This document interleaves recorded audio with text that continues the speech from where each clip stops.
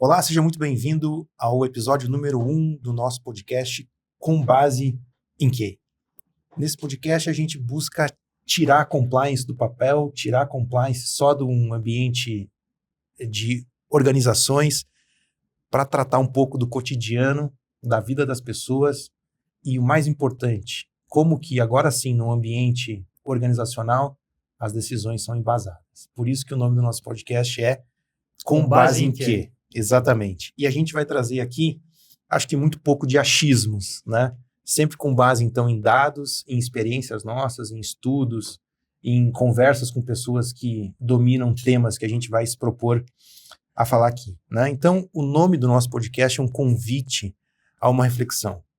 Quem é da área de compliance ou do mundo corporativo, não só de compliance, mas de governança corporativa, de riscos, de auditoria, conselheiros de administração, já deve ter ouvido muito frases do seguinte tipo, né? O risco na nossa operação é muito baixo.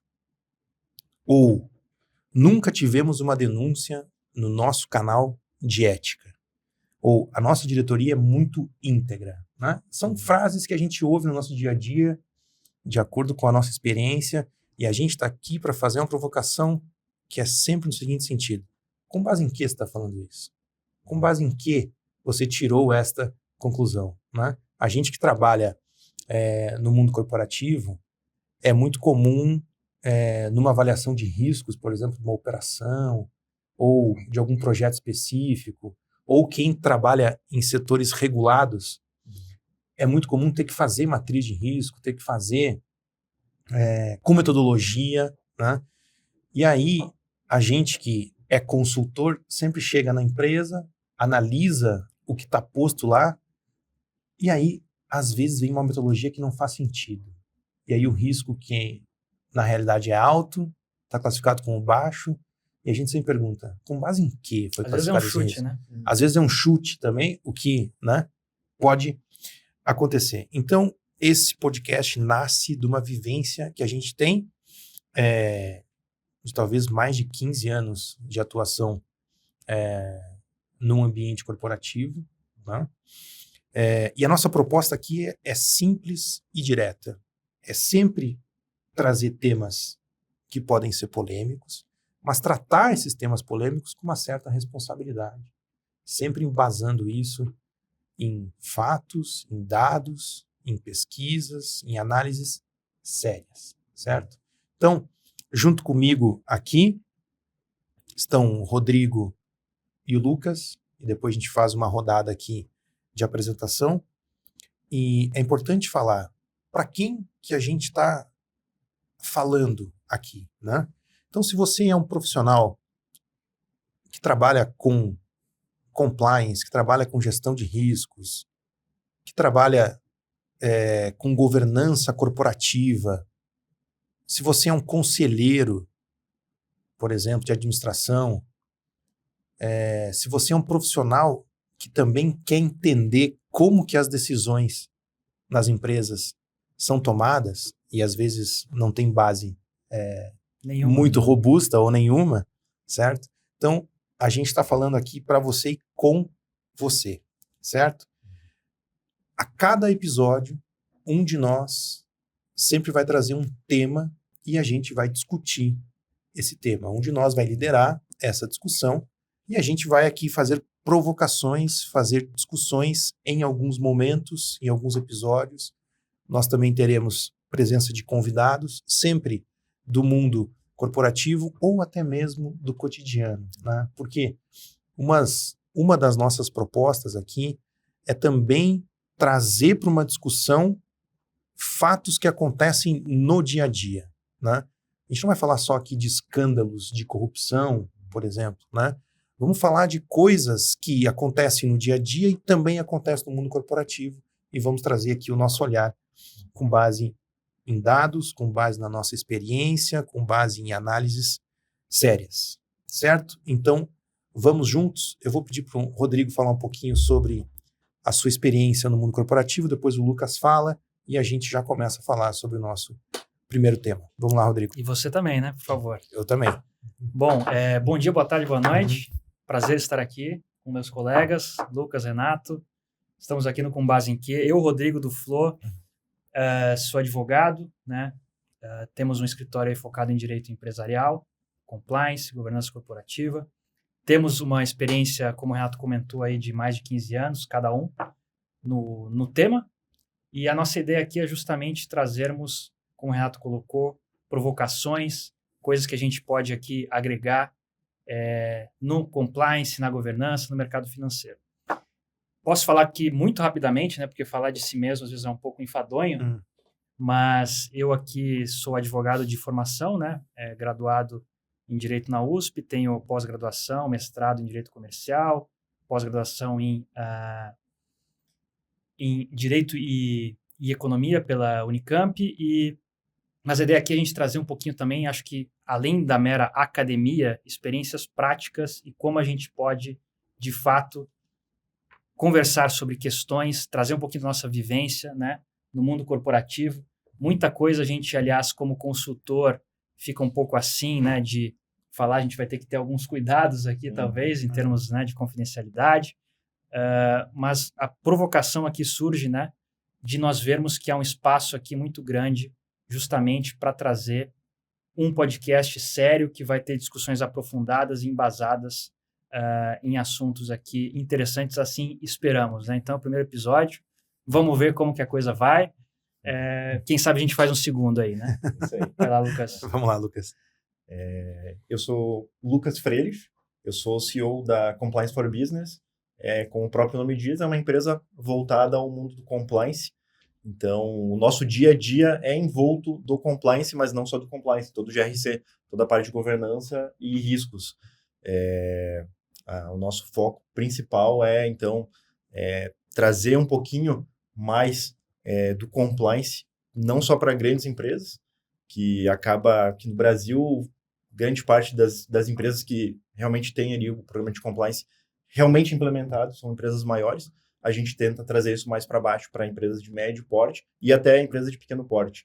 Eu sou advogado de profissão, de formação, mas eu tenho um viés bem próximo da área de tecnologia, porque dentro da nossa empresa a gente também desenvolve tecnologias para auxiliar todo esse mundo do GRC. Então, uma parte que eu gosto muito é realmente a tecnologia, como aplicar a tecnologia no nosso dia a dia, como isso pode facilitar não só para a empresa, mas para nós que somos profissionais da área no nosso trabalho do dia a dia, né? Então, muito bem. Excelente. Vamos lá, então. Coube a mim trazer o primeiro tema para a nossa discussão. Você tem que se apresentar também. Eu tenho que me apresentar, né? Então, eu também sou advogado, trabalho mais ou menos há 15 anos com temas de compliance, governança corporativa, gestão de riscos, né? Ajudando empresas, organizações no desenvolvimento das suas medidas, dos seus programas, da sua gestão de risco, investigações internas, e a gente vai trazer um pouco aqui nessa discussão as experiências que a gente coletou ao longo de todo esse tempo, certo? O primeiro tema que a gente se propôs aqui a falar é com base em quê? E vocês vão ver que sempre essa pergunta vai surgir, afinal é o nome do nosso programa aqui. Com base em quê? Compliance dá certo em algumas empresas e falha miseravelmente em outras, certo? Antes de entrar no tema especificamente, eu queria saber de vocês, o que vocês entendem por compliance? O que vocês acham que compliance é hoje no mundo corporativo? O compliance, para nós, né, o que a gente tenta passar, principalmente nos treinamentos que a gente dá, porque uma coisa é a gente falar entre nós aqui o que é o compliance, mas o que a gente quer demonstrar, por exemplo, para os funcionários dos nossos clientes, porque é uma parte fundamental, justamente difundir o compliance não só entre quem faz parte do programa, mas entre toda a cadeia, né? Todo mundo que está ali dentro do cliente. E a gente sempre tenta trazer uma coisa mais ampla do que simplesmente compliance como uma conformidade, cumprir políticas, alguma coisa assim. Uhum. A gente tenta trazer muito mais para o lado da cultura. Qual é a cultura da empresa, como o compliance ele pode fazer com que as minhas políticas, o meu estatuto, ele converse com a cultura, com que realmente a empresa ela quer passar para quem está dentro e transparecer para quem está fora, né? Na verdade, Lucas, o que a gente vê na prática, né? Se a gente pegar grandes escândalos de corrupção ou de fraudes corporativas, seja no Brasil ou no mundo, né? Não é raro a empresa envolvida ou as empresas envolvidas terem programas formalizados de compliance ou terem regras internas de governança corporativa ou terem algum tipo de medida de gestão de riscos, né? Então, a gente vê que o segredo não está no papel. O segredo não está simplesmente em cumprir com as regras que estão escritas, né? Não é por aí, eu acho, né? É claro que eu já vou passar a palavra para você, Rodrigo, mas é sempre uma busca e a gente não pode fugir, me parece, da conformidade. Mas o que importa é conformidade com o quê? Se tem um estatuto, se tem um código, se tem uma política, se isso não conversa ou não é o resultado de uma experiência cultural da empresa, não vai ter aderência de ninguém, né? Muito menos externa, né? Você estava falando do funcionário. O funcionário, em tese, viveria aquele ambiente, aquela experiência, né?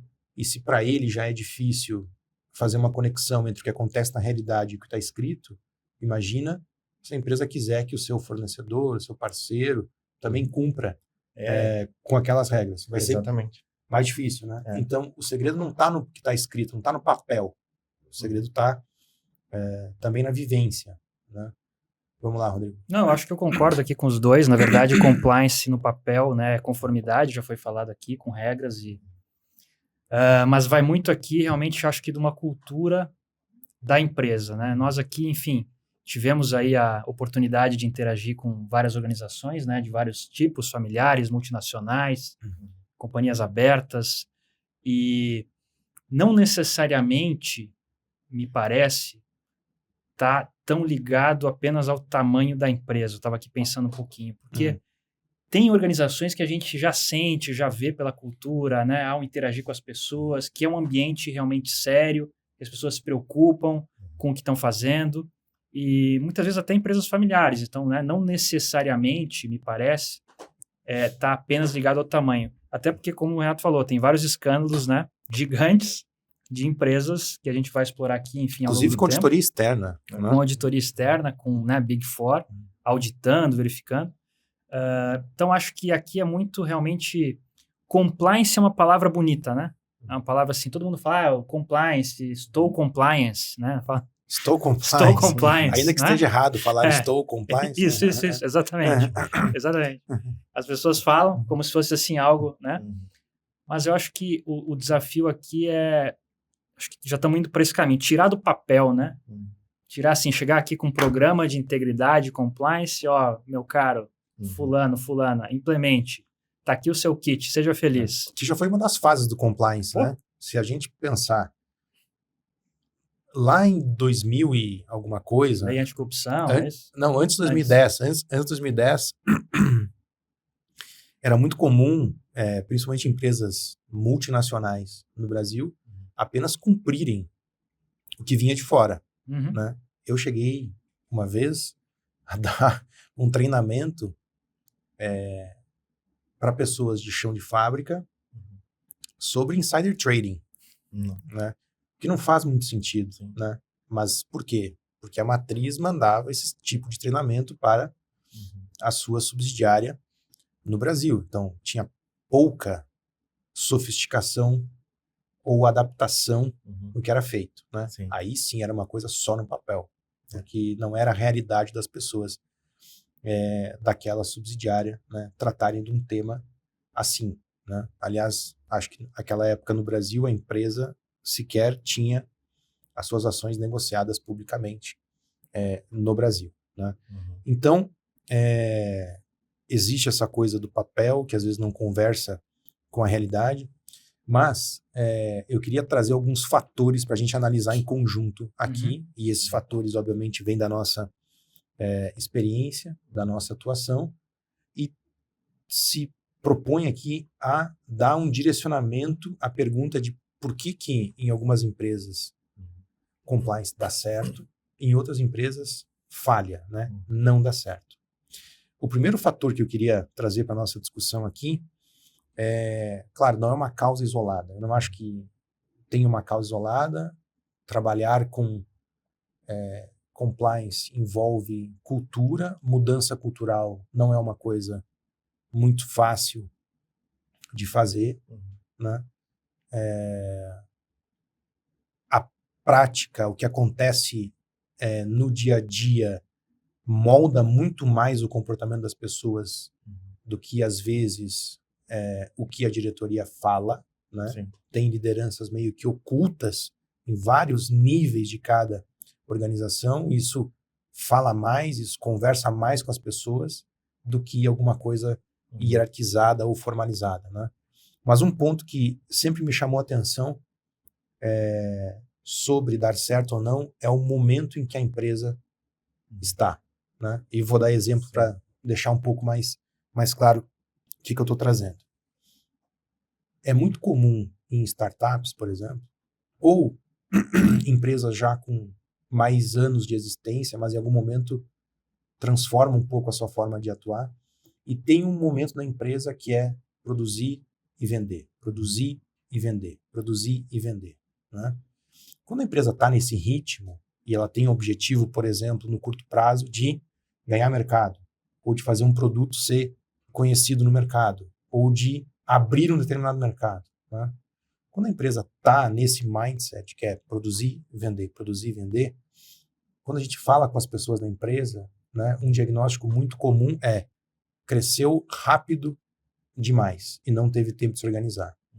Nessa situação, tudo o que não contribui para aquele objetivo, por exemplo, ou de abrir um mercado, ou de fazer a sua marca ser um pouco mais conhecida, ou de conquistar um cliente, né, não tem importância, certo? E aí as pessoas passam só a apagar incêndios, né? Então, a coisa que não contribui para este objetivo de curto prazo, tem autores que falam meta em túnel, né? Que é a meta que você só enxerga unilateralmente aquele negócio e você não dá bola para coisas que não contribuem para aquela meta, né?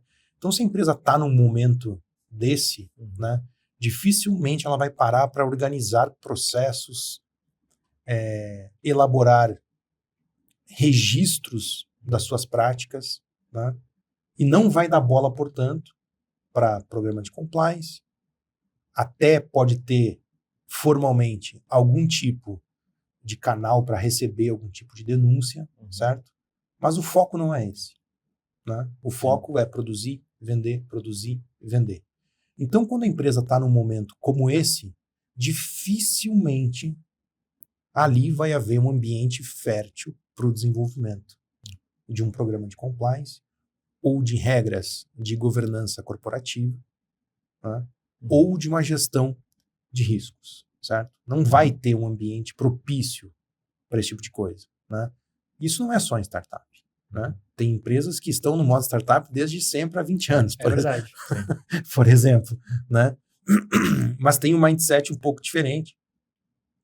Tem alguns perfis de empresa em que isso acontece um pouco mais, a gente vai falar também disso, mas me parece que o momento em que a empresa está é fundamental para saber se ali vai dar certo ou não vai dar compliance. Então, você, por exemplo, que é um profissional da área, seja de governança, seja de gestão de riscos ou de compliance, entenda em primeiro lugar, né? Por isso que não existe um programa de compliance que é o one size fits all. Não existe isso, né? Porque o momento em que a empresa está conta muito. O que vocês acham? Eu acredito que é uma coisa que a gente vê mais do que, agora parando para pensar, é mais do que eu imaginava, assim. Muitas vezes a gente entra numa empresa que já tem alguém trabalhando no compliance, já tem, por exemplo, um assistente ou um analista que é vinculado ao departamento jurídico, mas é justamente uma empresa que nunca se preocupou em ter o compliance. Ele tem o compliance porque em algum momento ele precisou demonstrar que ele tem alguma coisa. E aí a gente pega uma pessoa que às vezes está no início de carreira ou até já tem mais experiência, mas está dentro de uma organização que claramente não dá bola porque ela está fazendo. E aí a gente tem que dar uma de não desiste, vai dar certo, o programa vai dar certo, mas tem que ter resiliência, porque se a empresa tem eu quero produzir, vender, produzir, vender, produzir, vender, produzir, vender, será que em algum momento ela vai parar? Opa, eu preciso parar um pouco para ver o que eu estou fazendo e aí entender a importância do compliance. Então, o momento, muitas vezes, que nem você falou, o momento, na verdade, às vezes não é o momento, a empresa é isso. A gente pegou há pouco tempo atrás um caso, era uma grande construtora, não tão grande assim, uma média construtora, e já estava mais de 20 anos no mercado, muitos funcionários, e não tinham nada, não tinham política de nada. Era tudo assim, era tudo apagando incêndio, que nem você falou. Era vendendo e vamos lá, vamos construir, tá dando certo, dá um vamos problema. Vender, depois a gente vê como faz para entregar. Exatamente, vamos fazendo. E justamente isso, a pessoa tava, eu preciso de ajuda, eu sei que vai dar errado, aqui vai estourar, mas eu não tenho força, porque nesse caso não é só o momento. A empresa, ela vive isso. Em outros casos, não. Em outros casos, é bem o momento. É uma empresa que está iniciando, não posso parar usar a pouca energia que eu tenho dos meus poucos colaboradores para focar numa política. Então, se eu não tenho uma pessoa que já sabe a importância disso, sabe, olha, eu tenho experiência lá atrás, olha, se a gente fizer isso aqui desde o início certo, e não só está no papel, daqui a 5 anos, quando eu quiser passar aí para ser investido, já vai estar pronto. Eu não vou ter que me preocupar em estabelecer alguma coisa que nem vai estar alinhado com a nossa cultura. Correto. Só complementando, estava pensando aqui que, Lucas e Renato, muitas vezes a exigência de um programa de compliance vem assim, porque tem um grande cliente aqui que me exigiu, né? Tem uma política X ou Y, ou vem assim, tem um investidor novo, ou estou sendo auditado e pediu para ter um negócio aqui. Então, acho que é importante também, e pegando o gancho do que você falou, a questão até, você mencionou de ter alguém de compliance, que vai ter uma cultura, que vai de fato ser aí um líder, né, interno. Acho que isso é fundamental, porque muitas vezes chega essa demanda assim, alguém pediu, né? Vem alguém aqui nos pede, tem que fazer isso aqui. Falo, tá, mas e aí? Assim, você... não, tem que cumprir isso aqui, então faz aí. A gente fica naquela, não, bom, né? Até onde eu vou, até onde eu posso entrar, devo cutucar a ferida aqui, ou melhor não. E tem 5 dias para demonstrar que tem programa efetivo aí dentro. Né?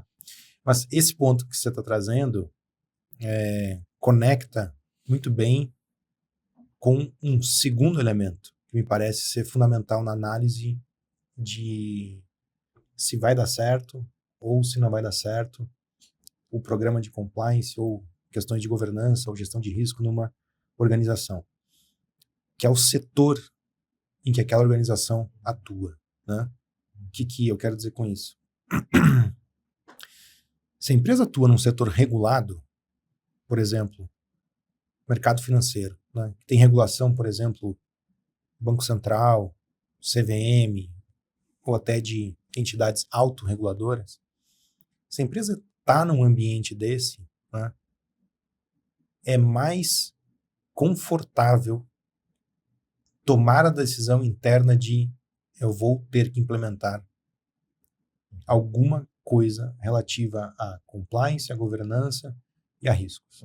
Se você está no mercado financeiro e você quer obter uma licença de operação, por exemplo, ou de uma corretora ou de uma instituição financeira, se você não demonstrar isso, né, esses elementos, mesmo na fase de obtenção da licença, você sequer consegue a licença.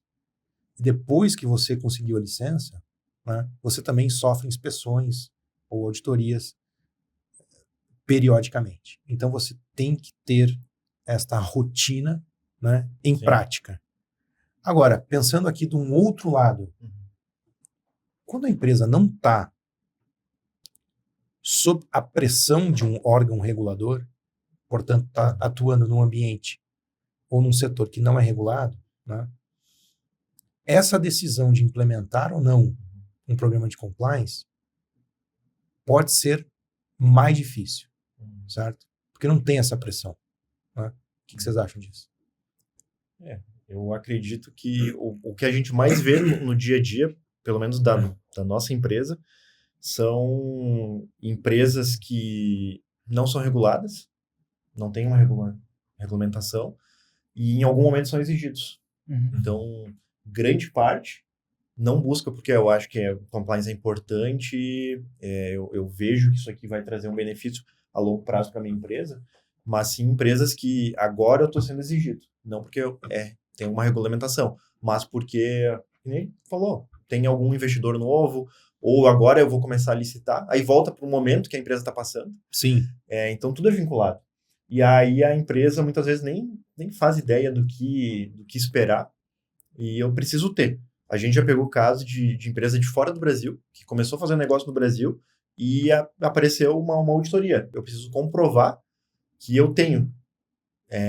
Ok, aí foi, acho que foi o Rodrigo que falou, tem 5 dias. Naquele caso não é nem 5 dias, era em 2 dias que eles tinham o prazo.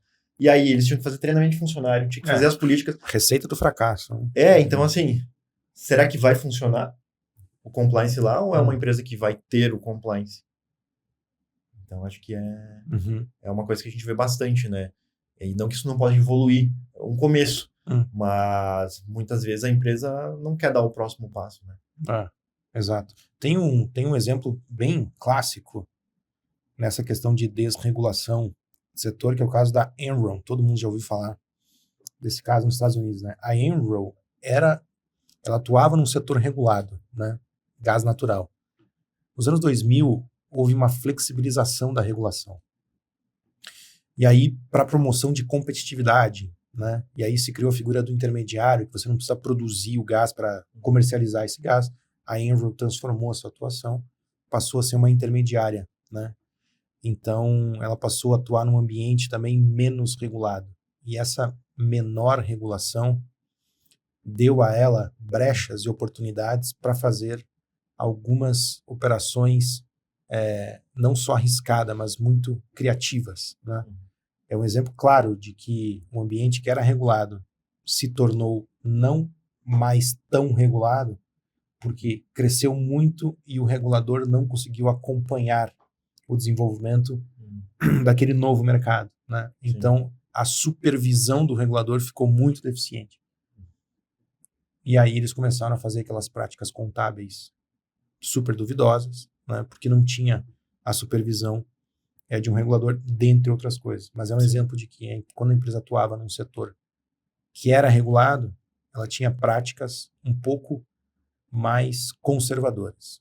Quando passou para uma flexibilização maior de regulação, né, aquele conservadorismo ficou de lado e ela passou a ser super agressiva e deu no que deu. Sim. Só fazer uma provocação, Renato. Concordo em gênero, número e grau. Agora, tem instituições também que têm regulação e o compliance, né, é o famoso para inglês ver, né? Você faz ali e tal. Então, eu concordo plenamente que a existência de regulação é positiva no sentido de dar um impulso, porque é necessário. Sim. Senão a empresa, não há opção. Né, não tem opção. Fala, tem que ter. Então, por favor, né, me entregue, eu vou cumprir aqui com a regulação. Mas mesmo nessas empresas, nem sempre o compliance, aliás, muitas delas, né, não é atuante. E, de outro lado, também tem empresas que não são reguladas que têm uma cultura, né, de uma seriedade, né, de uma boa organização, governança. Aí a gente vai ver outros fatores que também contribuem, né, que estão fora do mundo regulado. Mas isso que você está falando de que, mesmo num ambiente regulado, né, há uma certa dificuldade numa implementação, ou no desenvolvimento, ou numa aplicação efetiva de programa de compliance, é uma comprovação de que o que está no papel, né, pouco significa, né, se não for vivido na prática, né? Eu acho que esse é um fator fundamental, porque quando a gente falava, né, o que é compliance? Uma definição que a gente chegou de compliance, né, de tanto atuar em organizações, É uma busca pela conformidade. Por que é uma busca pela conformidade com alguma referência legítima interna e externa? Por que isso? Porque não adianta alguma organização falar assim, aqui está o nosso código de ética a partir de agora. Né? E esperar uma adesão automática das pessoas sobre isso. Sim. Né? Até porque muita gente não vai nem ler, né? Não vai nem ler, obviamente. nós. Né? Então, assim, busca por quê? Porque não é uma coisa automática.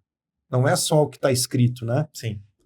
Então, mesmo num ambiente regulado, por exemplo, Programa de Prevenção à Lavagem de Dinheiro, por exemplo, PLD. Né? O que faz um programa de PLD, por exemplo, ser efetivo? Não é a política Sim.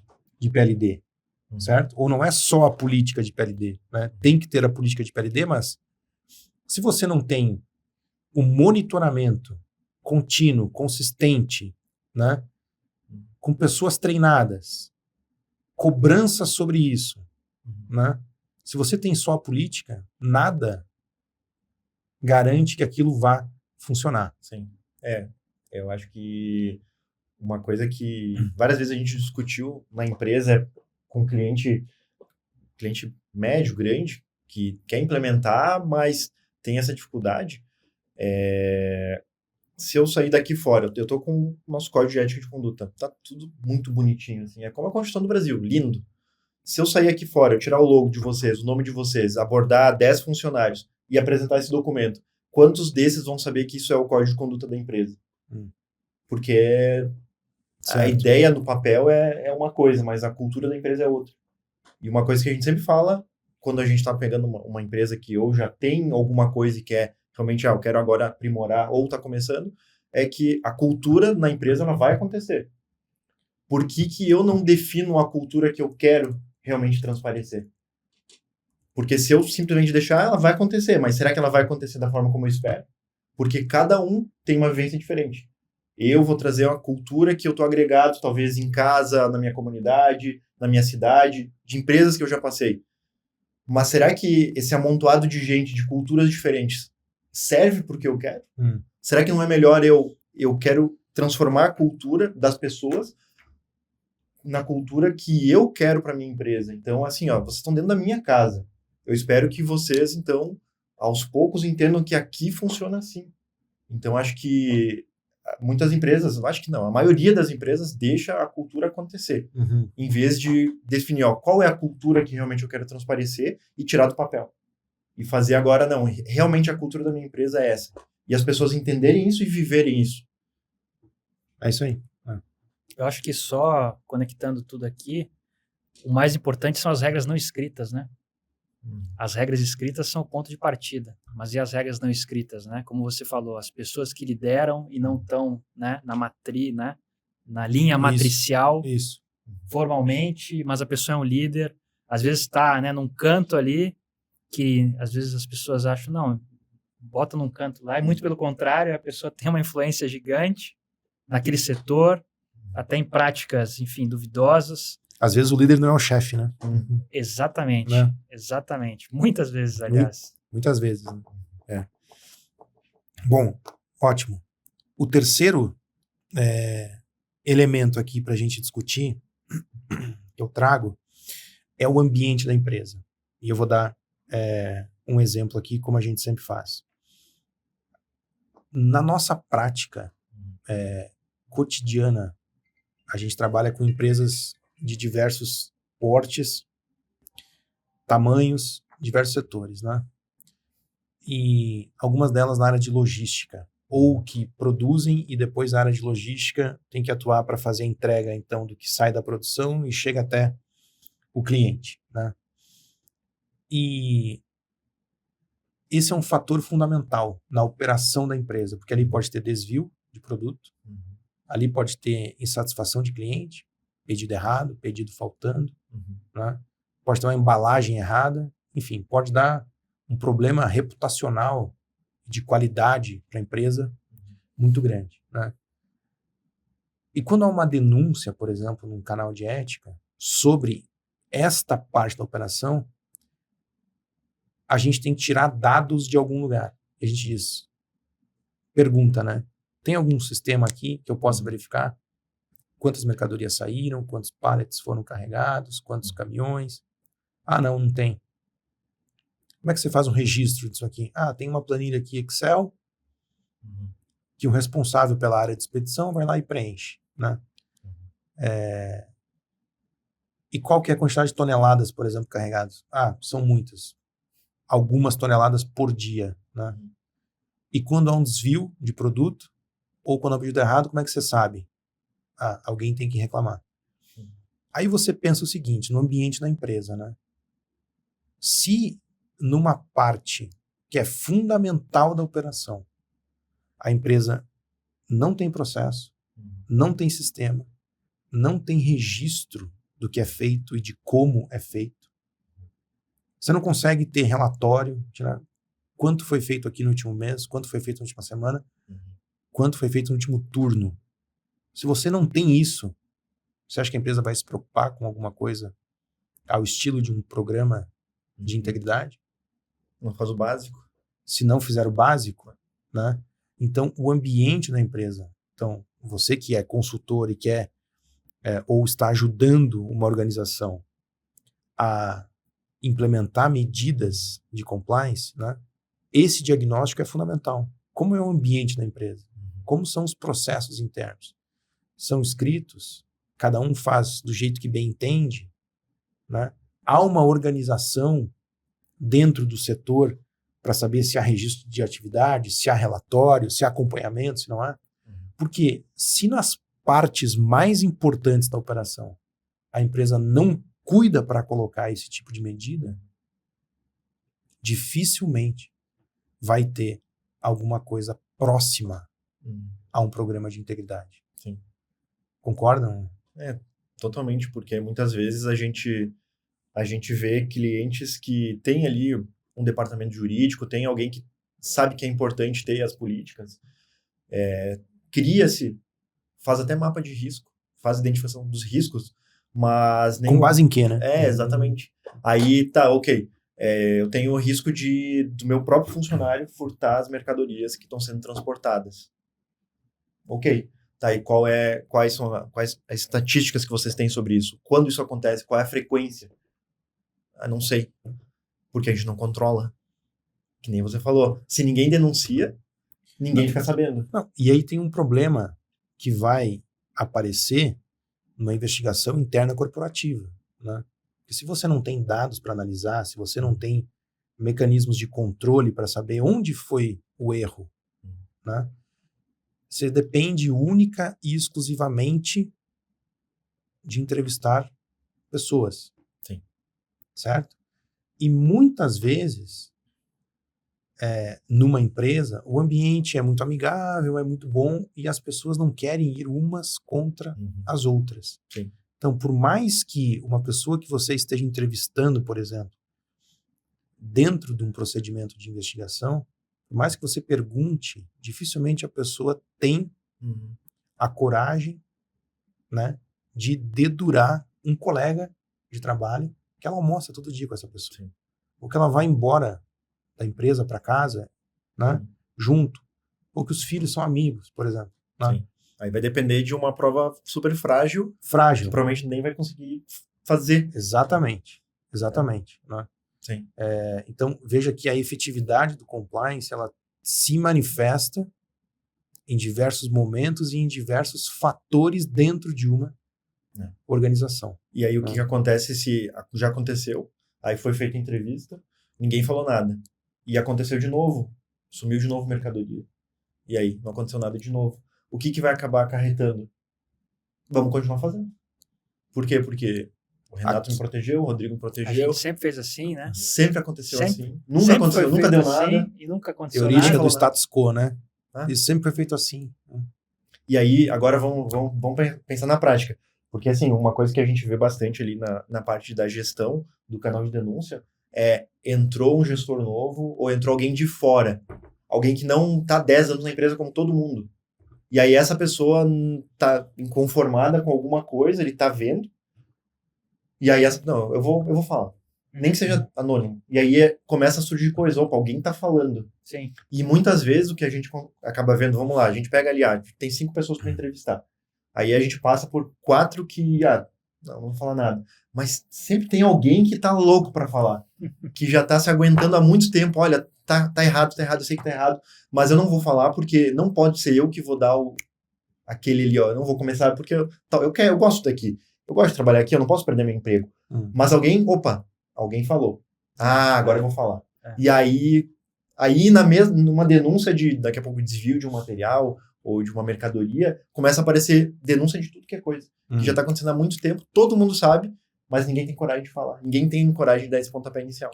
Então, é muito comum, assim, você fazer a pergunta e a pessoa... Não, eu sei que isso existe, né? Eu sei que essa prática inadequada ocorre aqui. Mas você viu alguma vez isso acontecer? Não, nunca vi. Né? Então fica uma coisa desconexa, inclusive, né? Como é que você vai fazer um relatório de investigação? Não, as pessoas sabem que acontece, mas nunca viram acontecer. Sim. É super frágil, né? Uma investigação com base nesse tipo de evidência, né? Que nem dá para chamar de evidência. Né? E aí o que se faz? Qual é a recomendação lá no final do relatório? Vamos tentar achar alguma medida para, até agora a gente não consegue definir nada. O que a gente pode fazer hoje para não acontecer de novo? Então, por exemplo... Não, então, o ponto é esse, né? Porque num relatório de investigação você sempre coloca recomendações, né? E você pode colocar lá recomendação, então, para implementação de um sistema, para verificação disso, para registro de atividade tal, né? Para que isso... Ou câmera de segurança, né?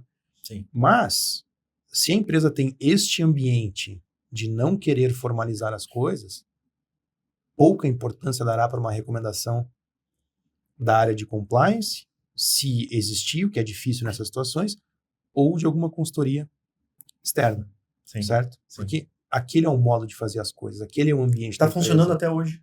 Né? Sim. Não, e também tem um outro, pode acontecer, né, vamos lá, a consultoria vai lá, presta um trabalho, identificou os gaps, fez um relatório, recomendações, né? Isso vai, geralmente, não sei, para uma área de compliance, de RC, jurídico, enfim. Diretoria. Né? Diretoria e tal. E muitas vezes também esse relatório pode ser usado só para, assim, identifiquei. Né? A minha parte eu fiz. Eu fiz a minha parte. Aí, leva para alguém. Engaveta. Alta administração, sei eu, né? Fica lá, fala, ok, mas não vamos mexer nisso agora. Não é o momento. Deixa ali. Então também fica aquela coisa, então, né? Para que serviu isso tudo? Sim. Mas aí o que a gente nota é quando a gente consegue identificar uma coisa que pode causar algum impacto grande na operação ou no principalmente bolso, financeiro, é isso que eu ia falar. Financeiro, né? Aí às vezes dá uma luz. Uma coisa que um colega nosso, né, de compliance, fez um estudo dentro de uma empresa, porque eles estavam começando a estruturar as políticas, mas elas não estavam sendo levadas a sério. Aí eles, vamos pegar, qual política que vai mexer no bolso e é uma coisa simples da gente fazer uma verificação. Aí eles pegaram a política de reserva de voo. A empresa tinha uma política, não era cumprida. E aí eles verificaram que num ano, não tendo sido cumprido, eles perderam mais de R$200 mil por causa de reservas que eram feitas, porque na política dizia, não pode reservar 24 horas antes do voo. Isso é óbvio que tu vai pagar, em vez de pagar ali R$500 a passagem, vai pagar 3 mil. Algumas vezes mais, né? E aí eles conseguiram no relatório mostrar, olha, tantas passagens foram reservadas em 2023, dessas passagens, sei lá, 70% foi reservada com 24, 48 horas antes, e por causa disso o prejuízo de vocês foi, sei lá, 100, 200 mil por mês. E aí mexeu no bolso. E aí ele, agora implementa esse negócio. E aí implementar. Então, esse ponto é fundamental porque nos remete a um quarto elemento, que é o seguinte: isso talvez seja um pouco de ou vício, ou culpa, ou forma de atuação de quem vai propor à diretoria a implementação de um programa, né? Ou seja uma medida de governança, seja algum ponto relacionado à gestão de riscos. Porque se você não é claro no problema que você pretende resolver com a implementação de alguma medida que é trabalhosa, é custosa, certo? E depende de várias áreas da organização. Tá? Se você não tem um objetivo palpável para levar para quem toma a decisão, dificilmente você vai ter sucesso. E aí, uma boa forma de você fazer isso é começar com um problema identificado e com a proposição de uma solução para estancar aquela situação irregular. Certo? Porque assim, se você falar, olha, vamos colocar aqui um conjunto de políticas, um código de ética, vamos fazer treinamento de novos funcionários no onboarding deles, né? Aí, algumas perguntas que as pessoas que tomam a decisão na empresa vão fazer para quem está levando essa proposta são do seguinte tipo. Por exemplo, eu sou obrigado a fazer isso? Com base em quê? Com base em quê, né? Eu sou obrigado a fazer? Se a resposta for não, ele vai dizer, putz, então tem outras prioridades aqui, né? Ou uma pergunta muito comum também é, quanto vai custar? Né? Porque se for ainda um valor elevado e você não tem um problema específico que você vai resolver, né? Você tem que contar muito com a boa vontade de quem vai tomar a decisão. E geralmente não é um bom caminho. Né? Então, antes de você implementar um programa de compliance, uma sugestão é identifique um problema e tente resolver primeiro este problema. Porque você vai ter um objetivo certo e você vai ter uma ideia de solução para uma situação que causa um incômodo nas pessoas que tomam decisão naquela organização. Porque se ficar uma coisa muito aérea, né, as pessoas vão ter outras prioridades. Sim. Ou vai custar muito caro e ela não vai ver um efeito prático. É porque no final das contas ele vai pensar, eu vou pagar tudo isso só para ter esse documento. Porque eles estão enxergando o documento, eles não estão enxergando a mudança que isso pode trazer dentro da empresa. Né? Ou pergunta assim, ok, ótimo, lindo, proposta excelente, inclusive fez visual law, ficou ótima a proposta aqui. O que a gente ganha com isso? Né? Qual é o resultado efetivo? Né? E quando você trata dessas questões, você fala de cultura, por exemplo, a mudança cultural não acontece rapidamente. Né? Só que a forma de você começar a tomar medidas para que você chegue numa mudança cultural é a identificação do problema concreto. Sim. Com uma solução específica. Né? Porque aí você começa a ter um histórico de coisas que dão resultado. Né? E aí o seu cliente, nesse caso, vai voltar a falar com você. Sim. Né? E aí você identifica outro problema. Resolve o problema. Identifica outro problema. Resolve o problema. Quando você tem um histórico de resolução de problemas e de benefícios gerados para aquela organização, né, que os próximos passos sempre vão ser mais confortáveis do que os anteriores. Falando nisso, eu acabei de lembrar de uma situação que era justamente isso. Tinha um papel, tudo bonitinho, mas a empresa, ela precisava ter, ela tinha. E aí dentro, estruturou tudo legal. Tinha política, tinha treinamento das políticas, mas não tinha aquela, legal, isso aqui realmente está fazendo alguma diferença aqui para minha empresa. Não tinha esse sentimento. Tinha política bem feita, bem estruturada, tinha treinamento, ok.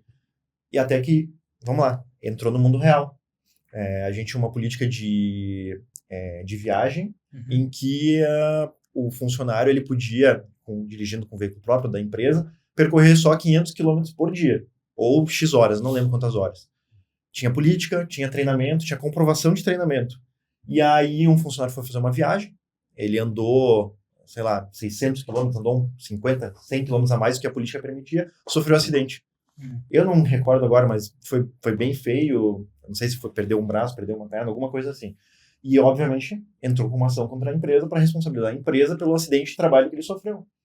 E aí... É infração à regra interna. Exatamente. O que o Tribunal do Trabalho entendeu? Que não. tinha política, ele foi treinado, tinha comprovação de treinamento e ele descumpriu. Então, ele deu causa a isso. Então, a política acabou fazendo com que a empresa economizasse muito. A gente fala em 500 mil, porque o pedido da ação era 500 mil na época. Aí eles viram, opa, então isso aqui realmente pode me trazer um benefício. E aí a gente tem uma facilidade para, então vamos fazer realmente implementar nos outros departamentos, vamos fazer isso aqui acontecer em toda a empresa. É isso. Vamos lá. Para quem faz gestão de projetos, o famoso quick win, né? Você demonstra um resultado, né, rapidamente, e aí aquilo vai gerando um track record positivo para que você tome medidas mais amplas dali para frente. Né? Muito bem. A gente está num tempo já aqui avançado de gravação. Eu queria trazer mais um ponto para a gente discutir aqui, né? Que é o perfil da liderança. Se isso importa ou se isso não importa para o sucesso de um programa de compliance na empresa, né? Tem alguns fatores aqui. Por exemplo, se é uma empresa de dono ou se é uma empresa com uma estrutura de gestão profissional, parece que influencia muito essa questão. Também tem uma questão que eu acho fundamental tratar, que é as pessoas gostam de seguir exemplos. Se esses exemplos são errados, as pessoas vão fazer de uma forma errada. Se os exemplos são certos, há mais chance de as pessoas fazerem o certo. E aquele ponto que eu falei no início de que a gente não trata só de vida corporativa aqui. Isso acontece na nossa casa, na criação dos nossos filhos, né? O exemplo vai valer muito mais do que você dar um sermão no seu filho ou na sua filha sobre como as coisas devem ser feitas. Só que se você fala isso pro seu filho e ele vê você fazendo errado, exemplo, filho, não come de boca aberta, e você tá mastigando de boca aberta, o seu exemplo vai falar muito mais com ele do que o seu comando, digamos assim, né? E no ambiente corporativo me parece que não é diferente, né? Então também não adianta você ter as questões, os procedimentos formalizados, se a prática, o exemplo, né, diz outra coisa que não está escrito, né?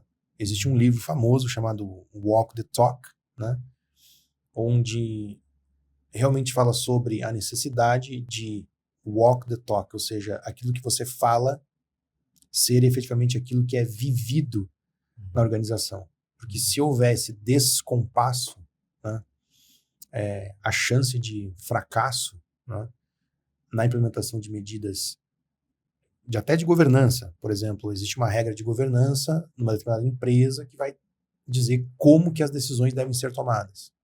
Quais são as formalidades que devem ter antes de uma decisão ser tomada.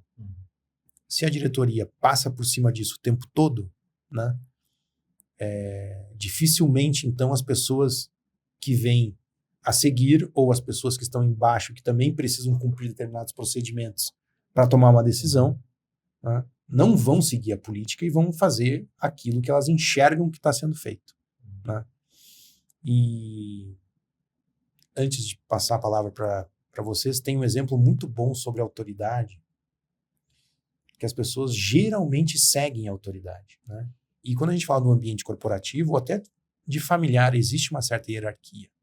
Né? O pai e a mãe, enfim, são hierarquicamente superiores aos filhos. Uma empresa tem a diretoria, tem a liderança, enfim, que é hierarquicamente superior à gerência, aos cargos que vêm depois, né?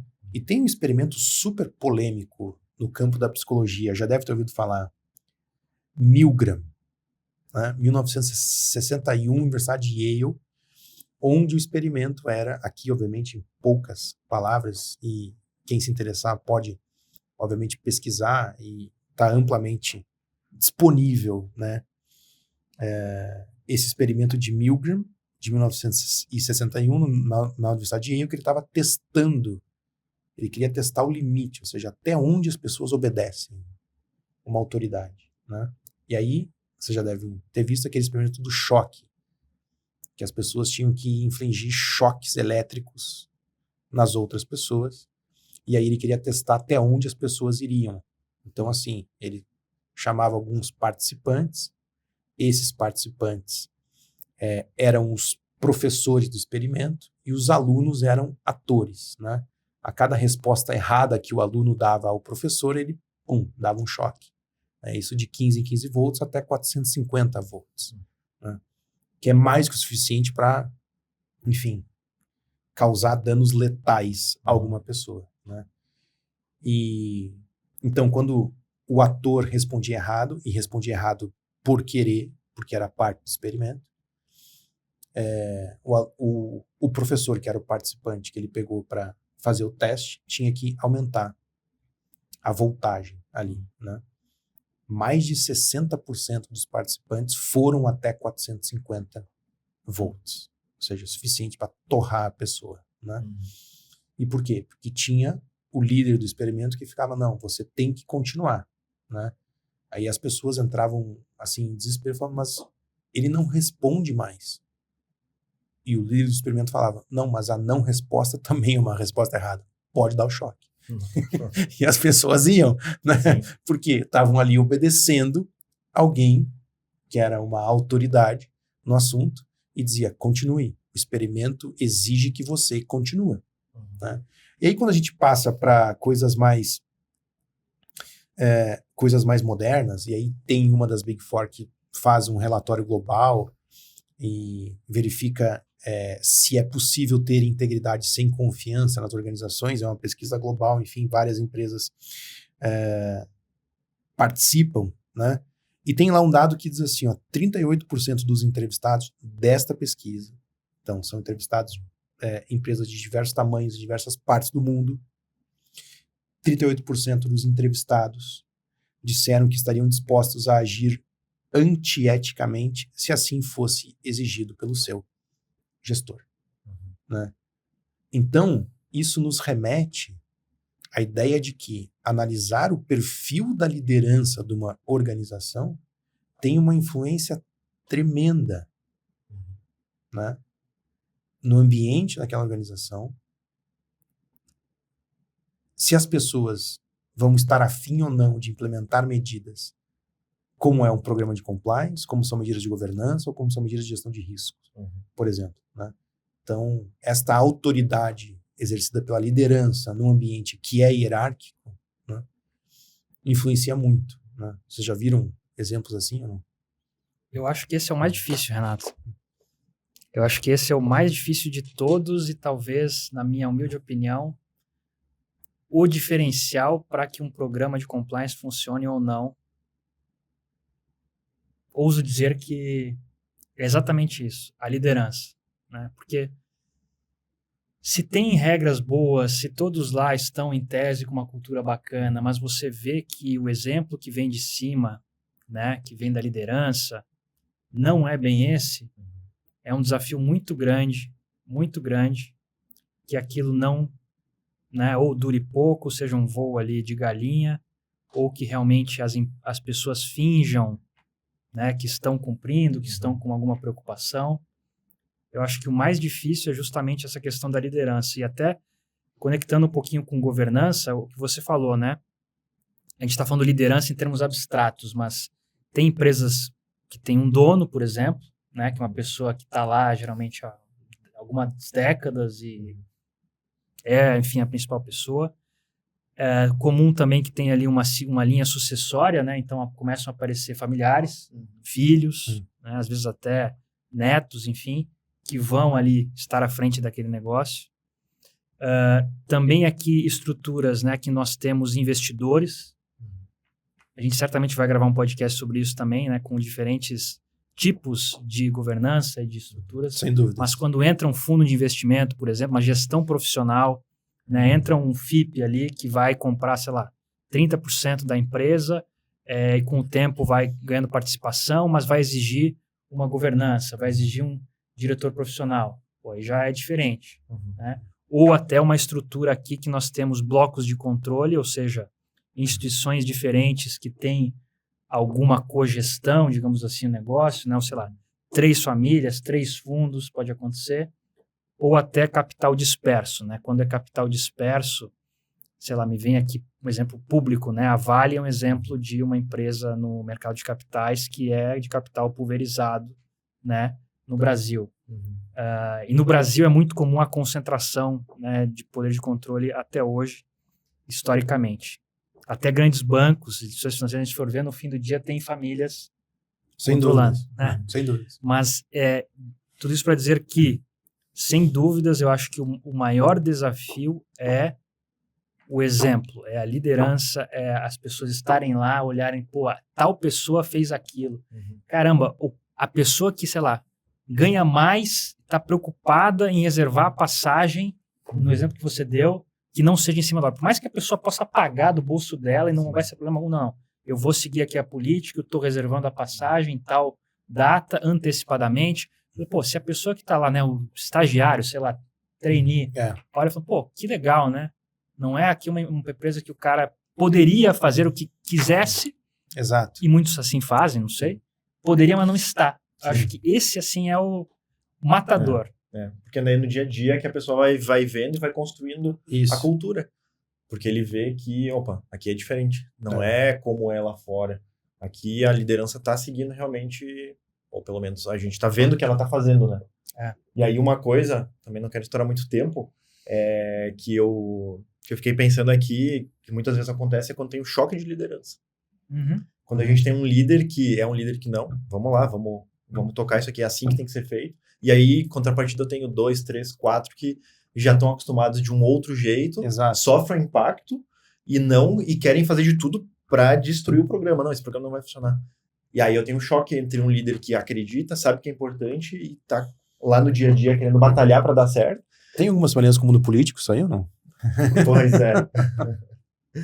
E aí pode dar problema, porque até onde eu, profissional, vou chegar, até onde eu vou me dispor a chegar. Porque eu tenho um exemplo recente de um conhecido, de um amigo meu, que é da área de compliance também, e ele foi demitido porque ele sabia que o papel dele, não, meu papel é construir e fazer que o programa realmente funcione. Só que ele começou a apertar na ferida de alguns setores que batiam nos líderes principais da empresa, começou a chegar em um nível muito alto. Então, aí tem um ponto também, que é uma letra B nessa discussão, que não é incomum nas organizações o comitê de ética, por exemplo, ser formado pelo presidente, pela família do presidente, numa empresa familiar, né? E o que é o comitê de ética geralmente, né? É o comitê, é o órgão que recebe as denúncias, né, feitas no canal de ética ou no canal de denúncias da organização. Então, você já tem um filtro ali super forte, né? E é um filtro seletivo, né? Então, compliance passa a ser seletivo. Assim, aquilo que não afeta a minha forma de atuar, ok, então vai servir para os outros essa regra aqui. Agora, se chegou alguma coisa, isso vai incomodar a forma como eu, diretor da organização, atua? Ah, não. Então, essa denúncia aqui vai ser infundada, vai ser improcedente, né? E talvez sequer tenha base, né, para ser aberta esta denúncia. Mas por quê? Porque tem um filtro ali com conflito de interesses, né, seletivamente dizendo o que pode ser objeto de compliance e o que não pode ser objeto de compliance numa organização. E só esse termo para mim, o presidente, o CEO, ele tem que fazer parte do comitê? É bom ele fazer parte ou não é bom ele fazer parte? Não a regra, né? Mas assim, a experiência vai dizer que pode ter um sério conflito de interesse aqui. Né? Sério mesmo. E aí, obviamente, o resultado vai ser o compliance seletivo se houver algum compliance nessa organização. Sim. Certo? Sim. Muito bem. Pessoal, vamos nessa então? Estreamos, né? Primeiro episódio de muitos. do nosso podcast Com Base em Quê. Espero que você tenha gostado. Mande suas dúvidas nos nossos canais, enfim, estaremos aqui à disposição para discussão. Muito obrigado pela sua audiência e até o próximo episódio.